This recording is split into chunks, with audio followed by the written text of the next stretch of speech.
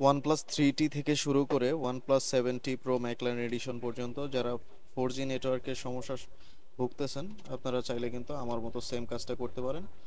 তাহলে আপনারা এই 4G নেটওয়ার্কের সমস্যা থেকে বের হয়ে যেয়ে 4G ঠিকঠাক মতো ইউজ করতে পারবেন। আমাদের হাতে যে ফোনটা আছে এটা হচ্ছে গিয়ে OnePlus 7T 7। তো এই মোবাইলটা হচ্ছে হঠাৎ করে আপডেট দেওয়ার কিছুদিন পর 4G নেটওয়ার্ক কাজ করতেছে না, এবং আমরা যথেষ্ট চেক করার পর তখন ফাইন্ড আউট করলাম যে এটা 4G নেটওয়ার্কের প্রবলেম, এবং 4G নেটওয়ার্ক আইসিটা যেটা সেই আইসিটা মূলত শর্ট হয়ে আছে। তো আমরা এই 4G যে আইসিটা থাকে এটা মূলত 3T থেকে 7T প্রো ম্যাকলারেন এডিশন পর্যন্ত কিন্তু 4G নেটওয়ার্ক আইসি যেটা থাকে সেটা আলাদা হয়। তো এই আইসিটা চেঞ্জ করলে কিন্তু 4G নেটওয়ার্কের যত সমস্যা আছে সবগুলি সমস্যার সমাধান হয়ে যায়।